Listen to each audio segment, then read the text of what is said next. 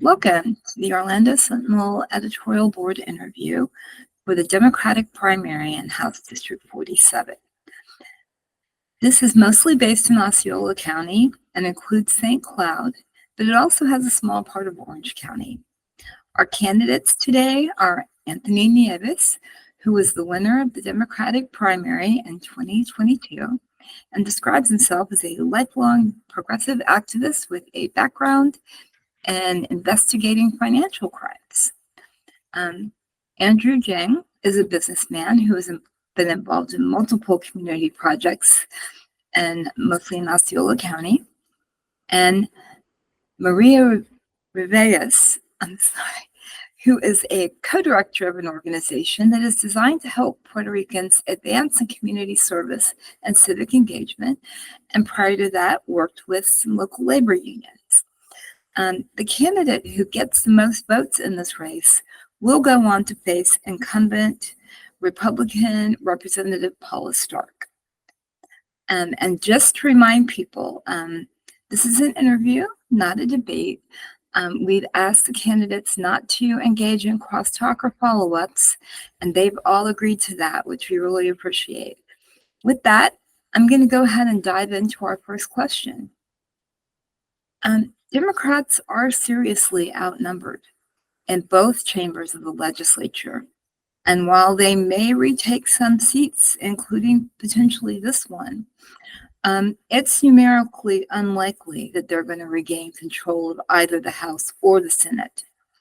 Should you be the one representing District 47, what would you do to make sure that your constituents' viewpoints are heard and respected?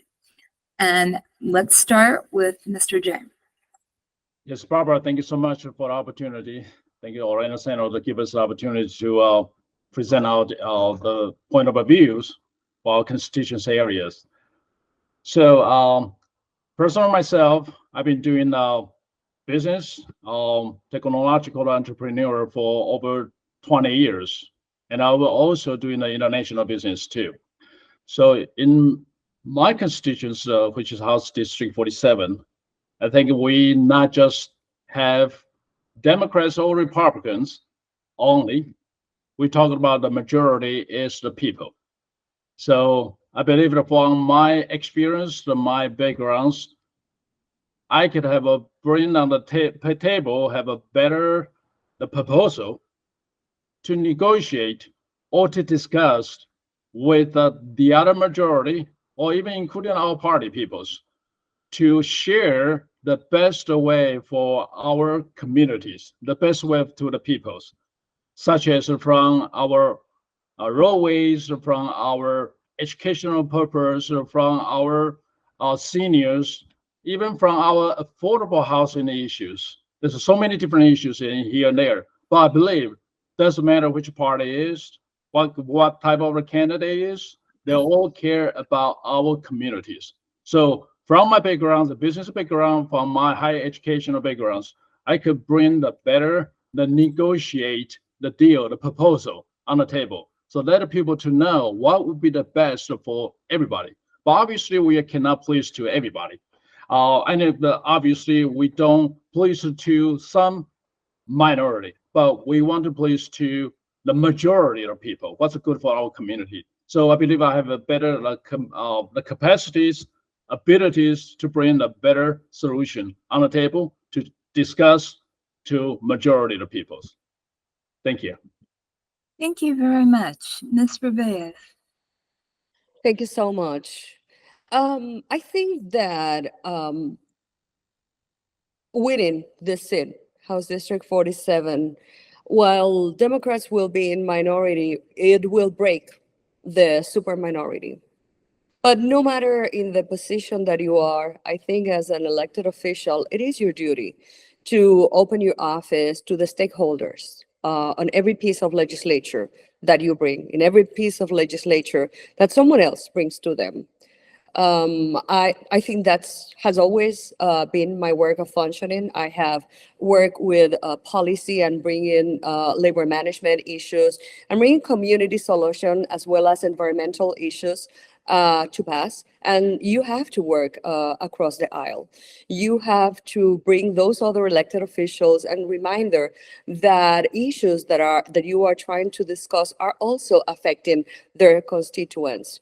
You have, I will definitely create town hall meetings, and I will bring those stakeholders that usually are not bring to them, labor organizations, faith, doctors, mother, school teachers, and all of those that are right now affected by policies in Tallahassee that are definitely, oppressing and giving us living conditions in Florida that are pretty hard.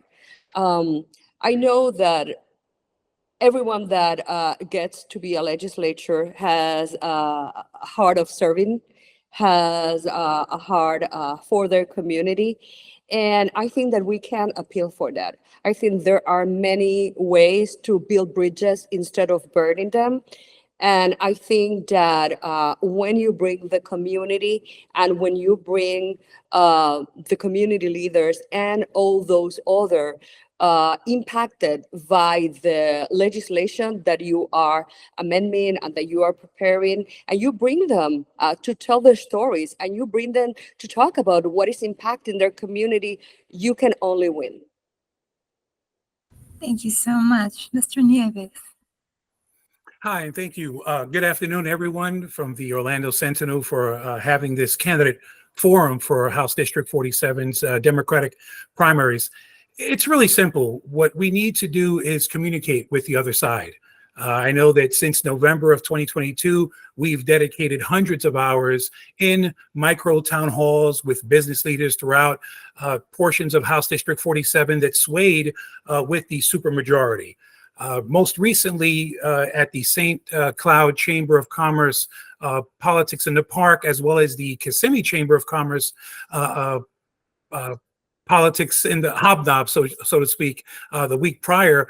Our campaign finished first amongst the Democratic candidates. And that's because we've been immersed with reaching out across the aisle to our Republican counterparts for effective change in the community that would benefit both sides of the aisle, if we're speaking directly to Democrats and Republicans. But we have a large NPA group that is also caught in the middle.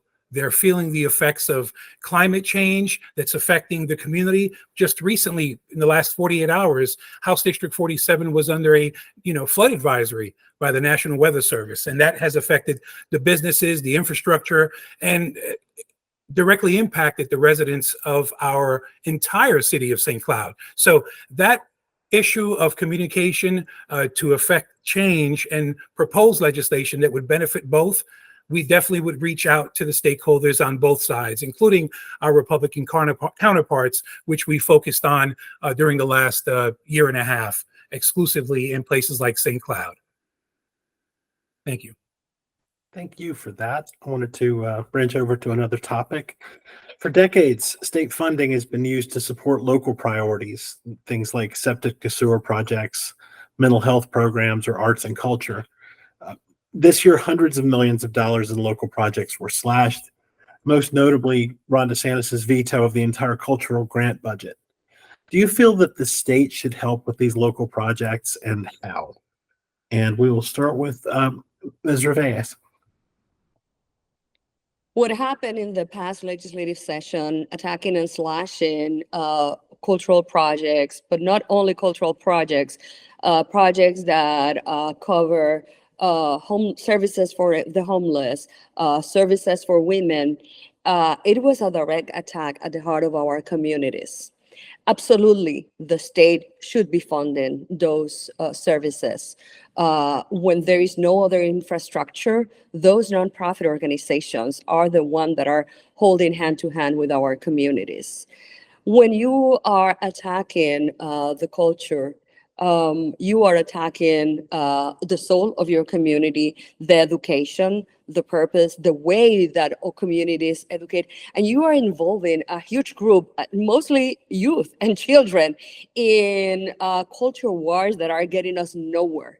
When the opposite should be true, we should be celebrating culture. We should be educating our children. We should be feeding those in need. We should be supporting women that suffer from period poverty. We should be educating and servicing and funding environmental nonprofit organizations. Absolutely. That is the duty. That's why we should be going to the state of Florida and to the legislature to do.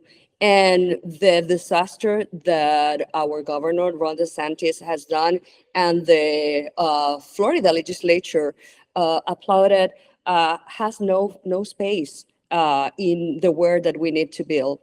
Absolutely, the Florida legislature deserves and needs, is urgency that a new set of leaders step into Tallahassee and change the course of where Florida is going. Thank you for that, Mr. Nieves. Same to you. When I look at my family members that arrived in the 90s and early 2000s, I myself have been a resident here for close to 20 years. We were lured by everything that Florida had to offer. There were promises of, a futuristic infrastructure, affordable housing, a great environment to raise your family in a beautiful setting, complemented by wonderful climate, complemented by a mixture, sort of the melting pot of cultures and different ethnicities. You arrive in Florida, and over the past few years, you see that these opportunities are not taking place. We have dozens of organizations, nonprofits, that have put forth the cultural identity of certain sectors of our community.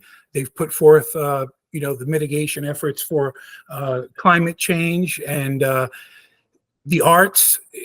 And you see the crowds. When you look at the crowds that attend these events, they're doing what our government services are unable to do. So when you look at these events and you see how they're being, how they're attracting the community to attend them, and to all of a sudden slash these services to these organizations that are doing the good work for the community, it's appalling, and it's something that should not be taking place.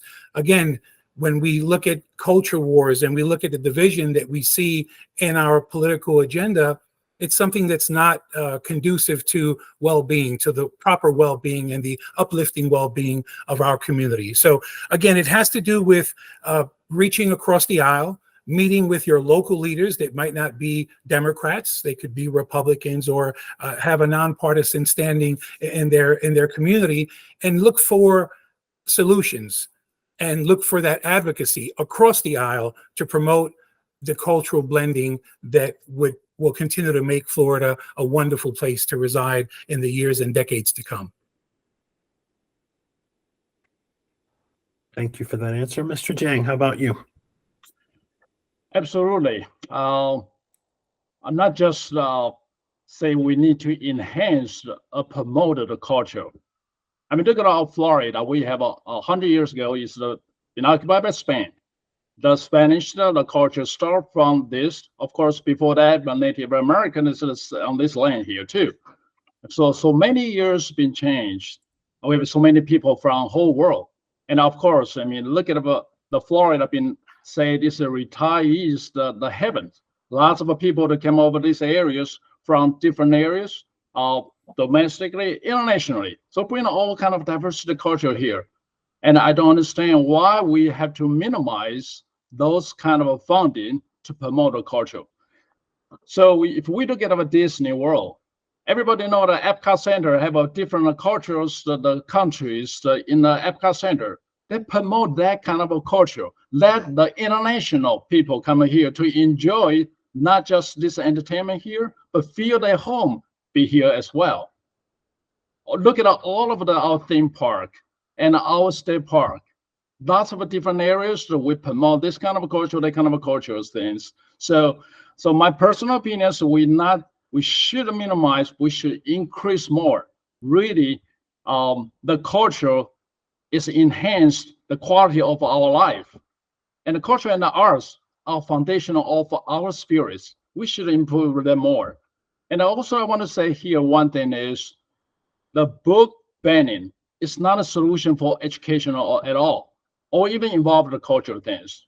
From the world history, we knew the next step of banning the book is burning the books. And we knew that's not a right. And then it's going to burn in the people. It's not a sign of democracy. We cannot control people's thoughts, but sharing and the education could generate the truth and the reality. And that's my position. Thank you very much. I wanted to talk about some issues that are going to be on the ballot in November.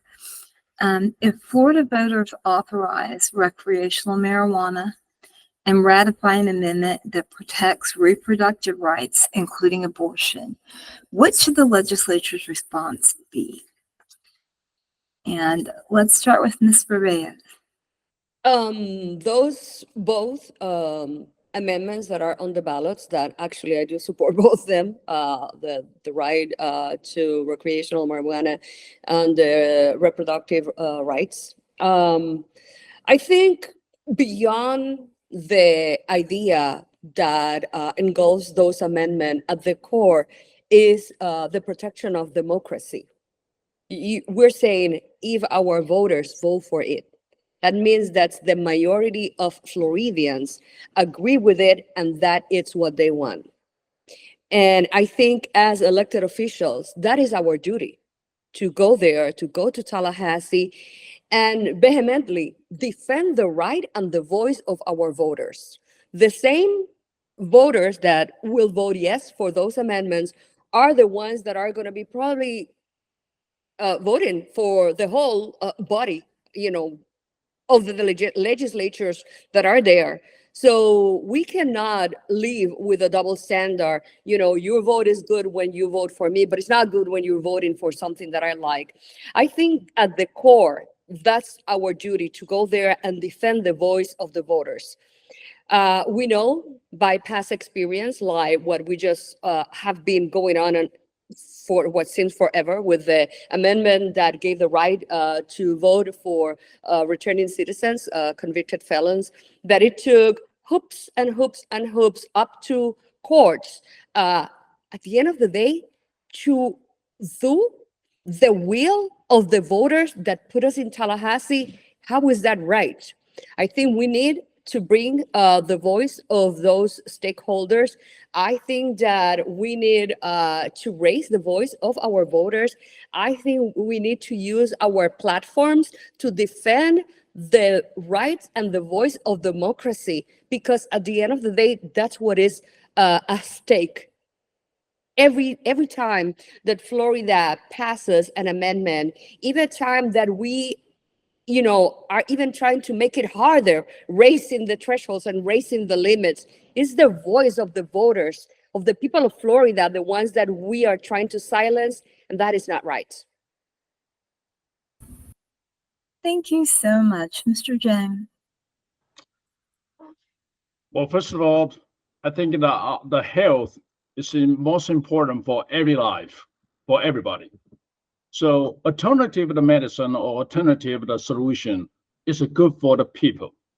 We cannot just based on the corporation, the medical, the chemicals, to do the experiment in our body. So marijuana things could be another solution for our health as well. So not only myself, I think we need to get a more prevalence, the knowledge about that. Also, we need to get that into the majority of people, or every people, that will feel the improvement of their health is important. And the solution, who knows? Everybody's body is different. So marijuana is going to the solution is one of the optimized way for our people. Now we should bring that kind of a voice to the Tallahassee to discuss the people. They will know that's the way for us to try another solution. Other than we're waiting for different kind of experiment and hurting our body chemicals too. Of course, the woman's abortion right, personally myself, I don't support the current 6 weeks abortion ban. And I support access to the safe and the legal abortion. And that's so very important to protect the women's health, autonomy, and equality. And access to the abortion service allow women to make informed decision about their bodies and futures. Ultimately, decision about abortion should be made by women in consultation with their health care providers. And that's my opinions. Thank you so much, Mr. Nieves. Well, first of all, we have to look at the fact that for these amendments to reach the ballot, it took millions of petitions. Now, we're very proud in our campaign to have been one of the first candidates of any House seat statewide to sign both the abortion petition as well as the marijuana petition statewide. That's something that we hold dearly, and what we use that for is to educate our community. Now, what was alarming, especially in some of the Republican stronghold pockets of House District 47, is how many people have signed the abortion and the marijuana petition. When you look at that, you realize that we're all affected by the same laws. Some of us can navigate through them better in life than others, but this is something that we're out there realizing that needs to take place. So yes on 3, yes on Amendment 4, and we realize that with the marijuana, recreational marijuana, that's an indirect form of criminal justice reform. We recognize that that will alleviate the criminal justice system and allow that area of our government to deal with more serious and more heinous matters than just small marijuana offenses. I was a fraud investigator for the state of Florida and a correction officer here in Osceola County in House District 47. And between domestic violence issues, between driving with a suspended license, and petty marijuana possession, we were bursting at the seams. So education within the community throughout the term in office and advocating for additional enhancements that will better serve our community is something that I'm all for. So again, I am in favor of both amendments 3 and 4, and that's it. I'm ready for the next question. All right. So in the coming school year, more than 400,000 students will be receiving one of the several public education vouchers, which are often used to pay private school tuition. The Sentinel's investigation, Schools Without Rules, found little to no accountability on how well the schools educated their students, nor how they spent voucher money. In your opinion, does Florida do enough to ensure that schools accepting vouchers provide the high-quality education guaranteed in the state constitution? And we'll start with Mr. Nieves.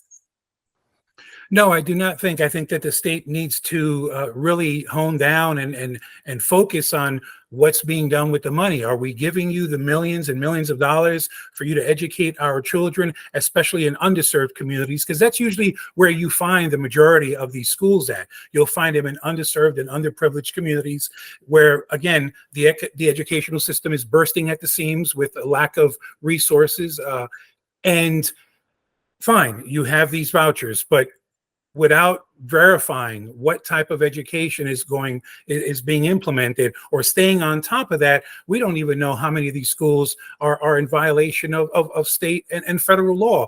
Whenever avenues like the Orlando Sentinel, as the main publication throughout Central Florida, conducts these investigations, it's quite alarming. What we have to do as legislators is pretty much get on the soapbox and really advocate to the community of what is going on and what needs to take place. So again, we need to do better in terms of supervising and where that money's going, because that money could be utilized for our public schools. And again, our public schools are now being put in the back seat of the bus. And this is something that should not be tolerated, because it's a matter of where the focus is on our children. Are we focused too much on our public schools, which we're not? Are we focusing too much on our those that receive school vouchers, which I believe we are, but we're not focusing on the enforcement and uplifting the standards that those schools should be abiding by. Thank you for that. Mr. Jeng? Well, for the educational part, it's most important for our future generations. So personally, myself, inclusive and inclusion is very important.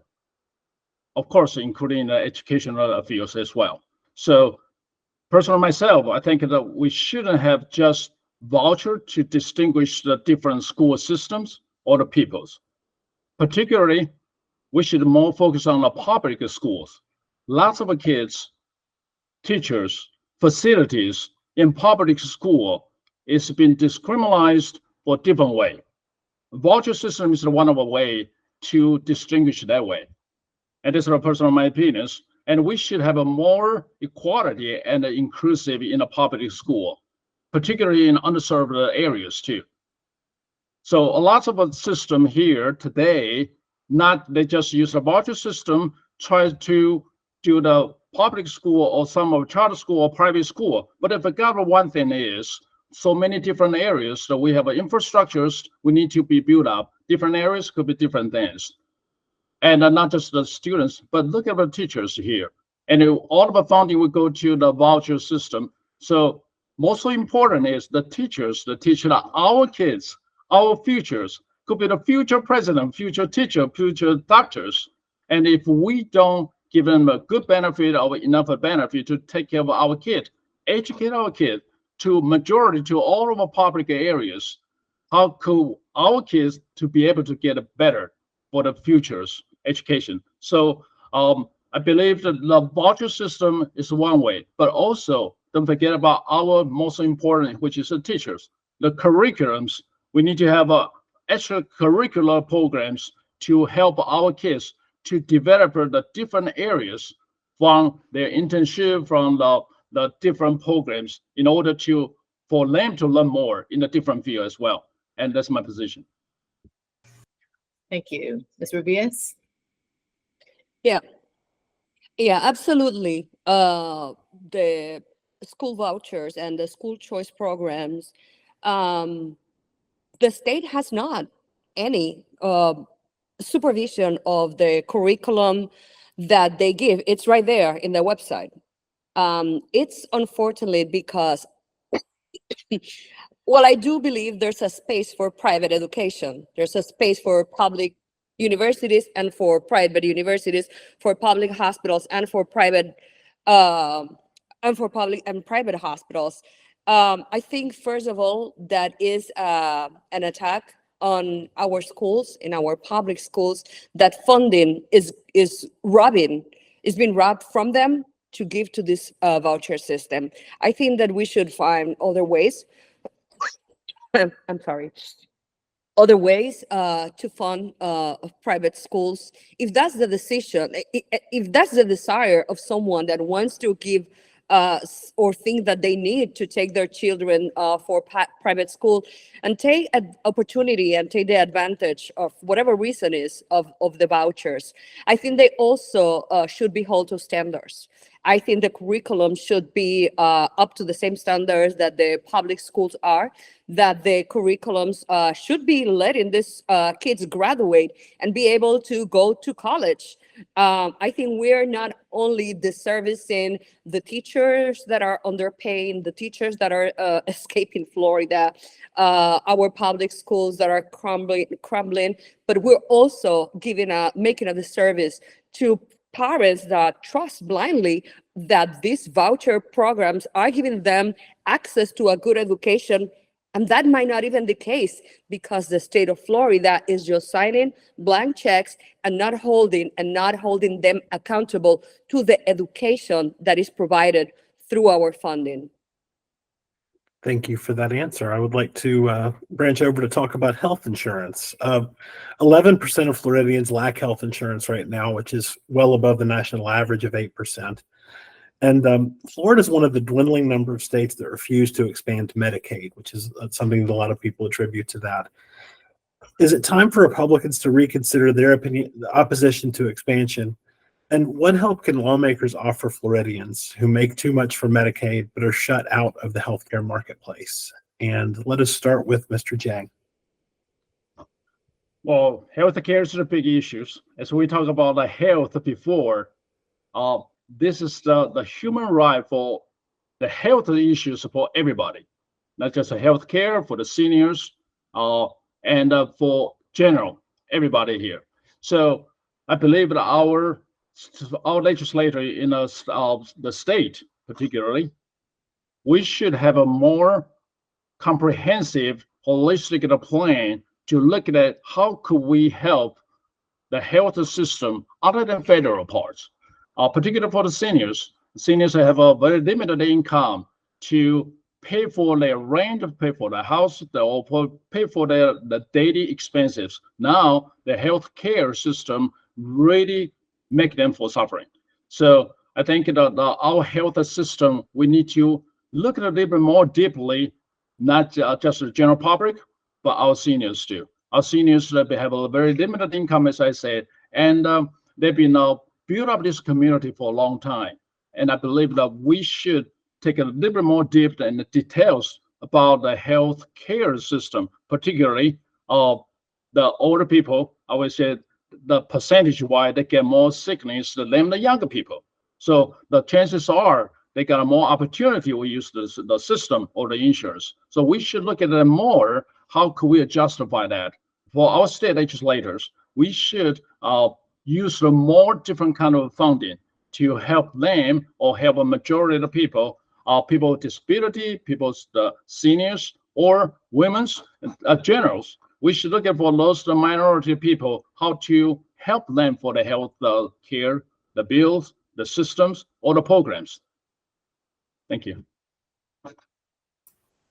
Thank you, Ms. Revelles. The situation in healthcare is devastating in Florida. There's a huge gap, what they call the donut hole, where you make too much to get Medicaid, but you make too little to get on the healthcare marketplace. Recently, I went through cancer. Last year, I finally got out of the terrible word that cancer is. And during that journey, I met not one, but two parents that had stage cancer, stage 4 cancer, just like me. And they told me, I'm not going to get any treatment. I'm just going to get the illness run its course because I have not health insurance that will cover this. I have a house, a little house that I want to leave to my children. And I don't want to leave my children in medical debt and lose the little that I have.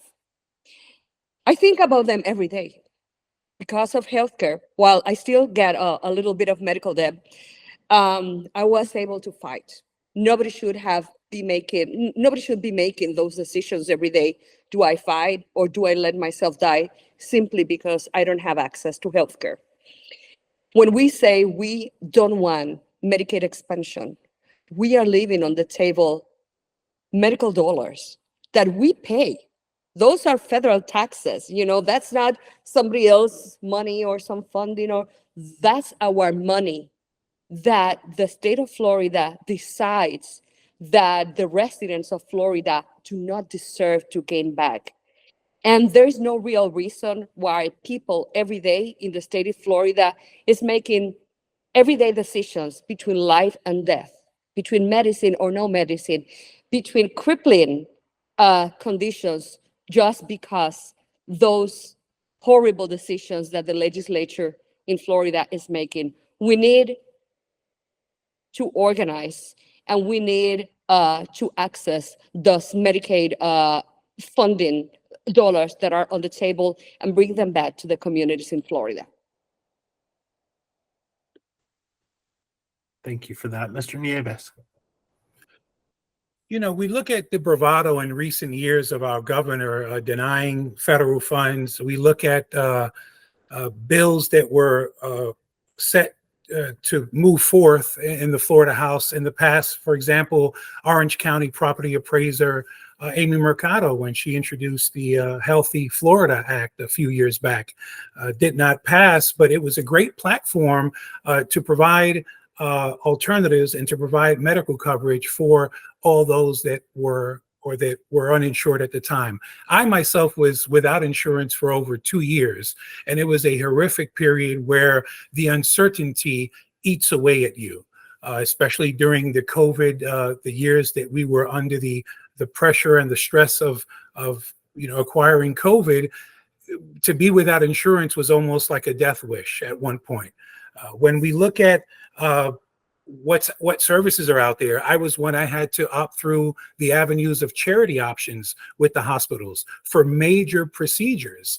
And when you look at the stress that a person who's already ill has to go through, figuring out what's going to be of them, what their life situation is going to look like, what the quality of life for their children is going to look like as they see their parents withering away with a particular illness, it's something that we have to focus on. Again, as an elected official, we would look at those on the other side. In my case, those Republican constituents that share in the same stories that I have. We can bring that to Tallahassee so that the statewide parties can realize that this is something that does not affect Democrats or Republicans only. It affects every single resident in the state of Florida. So I'm all for Medicaid expansion, and I'm also one that has been since day one promoting Medicare for all throughout the state of Florida.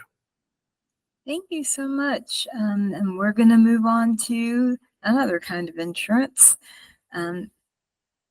Florida residents pay more and in many cases get less from their property insurance policies. Lawmakers have been dragged back to Tallahassee time and time and time again to fix it, but there's been no fix. What is your plan for rescuing Florida's property insurance market? And let's start with Ms. Revelles. What is happening in Tallahassee with the insurance, and we're saying property insurance, but we need to think insurance in everything, right? Insurance in your car, even as a renter, you're pay whenever the property insurance raises for the homeowner, you are going to be hit as well. So this is not a problem only for those that have houses. It's insurance in general. The last 20 to 30 years, we have got into a situation where insurance companies are the ones that write the bills, make the decisions, and the Florida legislature simply rubber stamp whatever raises they want. That has put Floridians in a situation where we pay 2 or 3 times more than the average national. That gave $3 billion to the insurance. It's supposed to be a subsidy, but it's also a subsidy that goes directly to their pockets. And they even themselves admit it's going to do little to nothing to people that pay other insurance. That is devastating. First of all, we need to create a policy and sponsor policy that makes the insurance company to be responsible. Whenever they're asking for a raise, they need to open their books and say, why do the legislature in Florida should approve the raises on their tariffs? Whenever a shell company, because we don't allow shell companies for nothing else, but we do allow them for insurance, they can come open a shell company, shoot the money to the mother company that is many times in banks overseas. And then one day they decide they're going to pack, close, and go. And nobody's holding anyone responsible for it. We need to promote legislation, sponsor specific legislation that makes insurance companies to respond to what they're doing to our constituents here in Florida. Thank you so much. Mr. Nieves. Accountability is everything when we look at our elected officials in Tallahassee in all forms of government, whether it's in the state house or the state senate. What we've seen with the insurance companies is just drops your jaw. We're again going back to the promise and the allure of Florida. Then once you're here and you're contributing to the economy, you start seeing all of these gray areas that affect you directly. Now, I know during the recent hurricanes that we suffered a few years ago, or actually tropical storms that hit our area, we saw the damage, and we see, and you see all this construction, you see all the blue tarps on these properties. And what was alarming was that for many residents that we spoke to, we would be told, it's cheaper for me to contract someone that I can find outside of the local Home Depot, because they would charge less than what my deductible would be to repair a roof or to repair any particular damage throughout the household that suffered, whether it's, environmental damages or whether it's actual fire damages or situations that arise that require you to obtain insurance. Now, again, this is an area that affects both Democrats and Republicans, and it's one area that we've looked for some type of mediation to resolve the matter. Now, I'm not a professional when it comes to the insurance industry. We would definitely have to contract professionals that are not tied to special interests, that are not tied to the pockets of any, mega insurance donors, but rather that are tied to the interests of the residents of that, in our case, in that house district. So what we need is, first of all, we need to speak to the professionals that have no financial ties or special interests to the insurance industry, and figure out a way that can resolve the situation at hand. But again, it's what we'll have to do, and it has to do with reaching across the aisle effectively. And until we do that, we're going to still be in this labyrinth of perplexing ideas. Thank you so much, Mr. Jeng. Yeah, this is the issues. I've been talking to our constituents, the voters, the residents every day. The property tax has been outrageous to increase. And we have my proposal, we need to have a more open market for those insurance company in our Florida state. Of course, a lot of us, we don't know who's good, which is bad, and what kind of a rate is, but that's the government, which is our state of Florida, need to endorse, need to help us to find out what would be the good one. And they need to have more open for the programs. Particularly, I talked to lots of seniors. They've been living in this community for over decades. And we heard there's a lot of a program called a grandfather's deal. You will get discount here, there. But on this kind of insurance programs came to the constituents or general, we kind of find out there's a grandfather's kill. Not only because your house is too old, but because the owners are too old. So lots of insurance companies just kind of refuse to do that. And that's wrong because, again, like I said, our grandfathers, they built up this community here for generations. Now they get into the age, the property tax get into the higher, and even the worst of the cases, the insurance company doesn't want to insure that. Our state government should go behind that to distinguish the different programs. Again, like I said, the market has to be open. We shouldn't limit some particular corporation or some particular insurance company, but also we need to find out some particular areas and the groups, the people they really need to help. And our state government has to be behind that to endorse that. That's for the people's government. And that's my position for it. Thank you for that.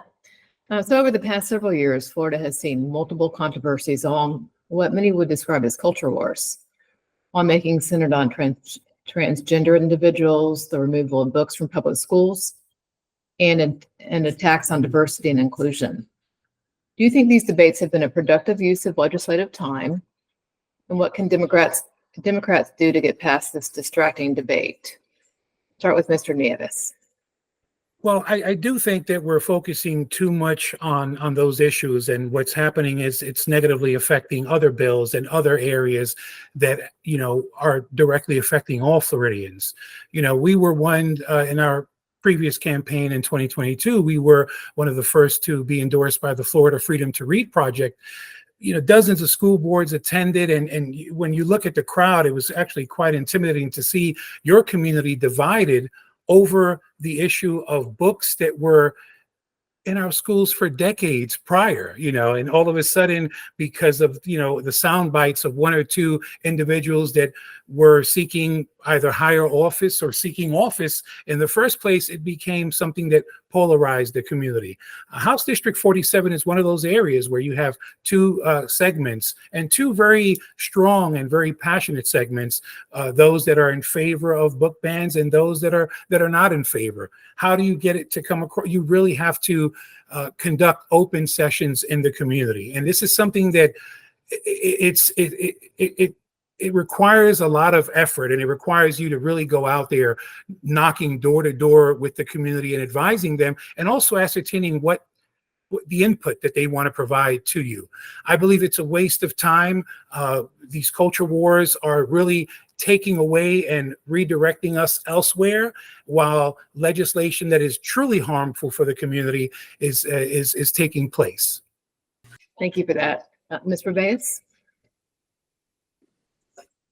I think the so-called culture wars are really created to distract us from the real issues that the legislatures in Tallahassee should be taken care of.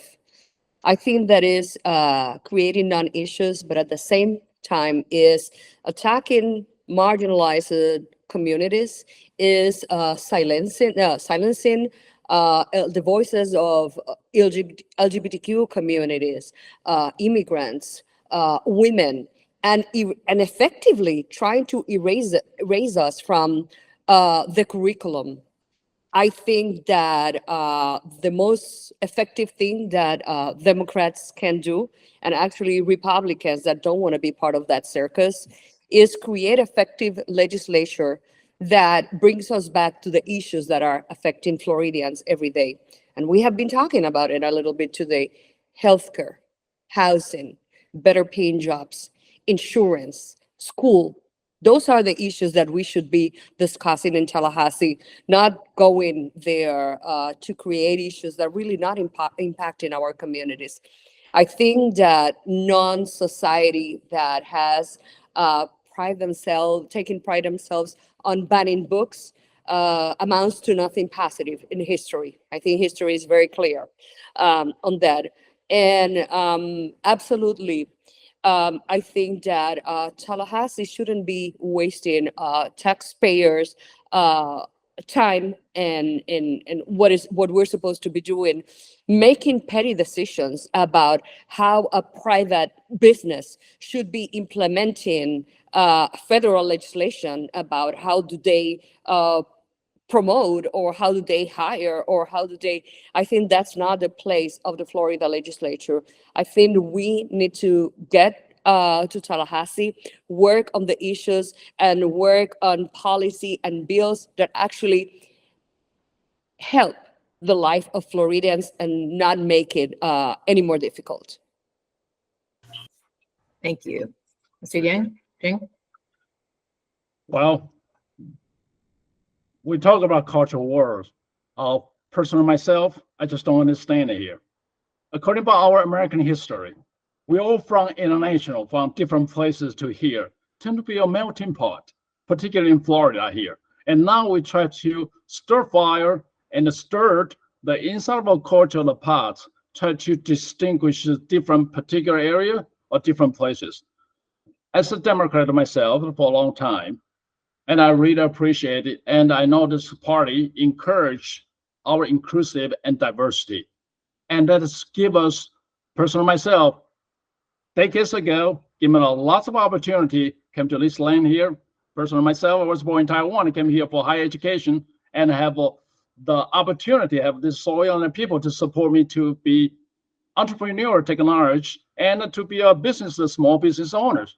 And those cultural things, people try to distinguish it by themselves for different part, for any kind of a reasons, or maybe they try to trigger into the cultural and the education part. So as I said before, I don't like the banning the book, because from the world history, the next step to banning the book is to burning the book, and it's going to burn the people. And I don't think that's the democracy of what we promote in our American, in our country here. We want to welcome everybody. We enjoy different kind of cultures, the food, atmospheres, different knowledge. That's what make it, we are so great here. Florida, we could be the state compared with all different kind of states. And we should share the knowledge. We should share the culture. And that's what I believe, that shared education will generate the truth and the reality, not a cultural war. Thank you. Thank you very much. We could probably spend the rest of the afternoon asking more questions. There is so much going on in Florida these days. But we are to the end of our time. And I did want to take a minute and remind our readers, we will be making an endorsement in this race, but that is where you should start, not stop. We have looked at all of these candidates' websites, their social media presence. There's a lot of information out there. And of course, we'll have our excellent news coverage as well. Take a look at all three of them. And for those Democrats who are going to be voting in House District 47, choose the candidate who best represents your values and would represent you the best in Tallahassee.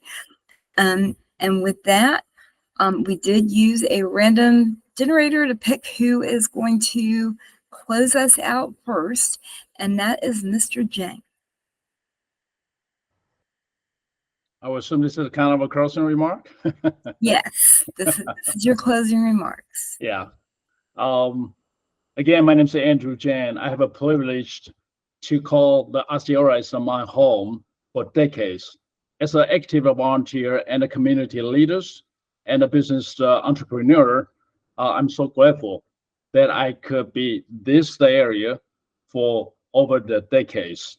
So on Florida House, my vision is to be a center of the economics, the center for our Florida state, which is on the District 47, to enhance the quality of life for our residents. So my name is Andrew Jeng. I would want to thank you for the opportunity today to give us this opportunity to present our proposal, our point of view, and hopefully I can get your vote, and hopefully I can talk to you more. I'll talk to you soon. Thank you. Thank you so much. Mr. Nieves. Hi again, my name is Anthony Nieves, and it's been a pleasure knocking on doors the past 2 years since November, actually the past 4 years, but in particular the past 2 years since August through November of 2022. The people of House District 47, like me, share many of the frustrations that we've encountered, from the culture wars to the effects of climate change to the lack of educational funding or proper and appropriate educational funding. What we see is a current state of affairs where bills like SB 1645, removing the word climate change from our state, critical. When we look at HB 433, the removal of safeguards for the workers affected by this record-breaking heat and water, rainfall. When we look at Governor DeSantis vetoing HB 165, which is for the sampling of our waters in the beaches, lakes, streams, and ponds that are used by all Floridians, regardless of political affiliation and or belief. We feel that in order for Florida to thrive, every single resident throughout the state of Florida, in all pockets, in all sectors of our state, need to feel as if they're wanted. Now, it feels like I just moved here a few years ago, 2004. It's 20 years. I've spent the majority of my adult life in House District 47, in the same address that I'm talking to you right now, in the same community that has been my home for the majority, again, of my lifetime. As your next state representative, I look forward to calling out, I look forward to legislating, I look forward to proposing legislation that will be meaningful. In particular, my first bill would be to bring Elijah's Law here, which is something that affected my stepson's young cousin who died in New York as a result of, anaphylactic shock.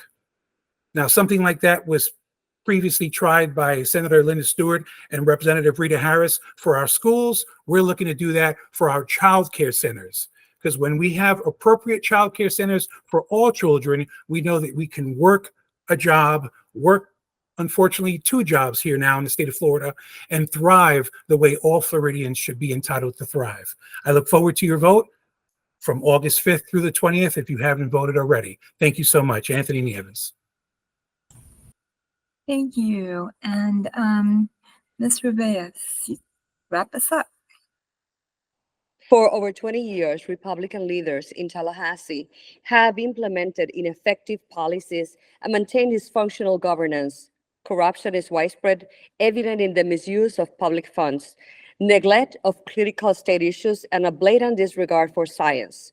Continuous culture wars have undermined effective and respectful governance. I am committed to restore sanity and integrity in our leadership. I envision a future where all Floridians, for all walks of life, stand united, fostering a culture of decency where differences are respected. As a mother, I will fight for our reproductive rights of the children and the children of my children. I will fight for schools that are effective and that are well-funded. As a labor organizer, I will fight for our working families to have dignity jobs and a quality of life that they deserve. And as a healthcare patient of cancer, I will definitely fight to bring the healthcare expansions and the dignity that our Floridians that are in healthcare needs deserve. We have an important decision to make in November about what is the destiny that our country is going. But in August, we have even a more important decision about who are the candidates that we are going to put on the ballot. I invite you to stand with me. I invite you to walk this journey with me. I invite you to knock on every door, and I invite you to give me your vote. I am Maria Revelles, Democratic candidate for House District 47, and I invite you to support my race. Thank you all so much. This has been really a very, very welcome experience to spend time with you all, and I wish you all the best of luck in August.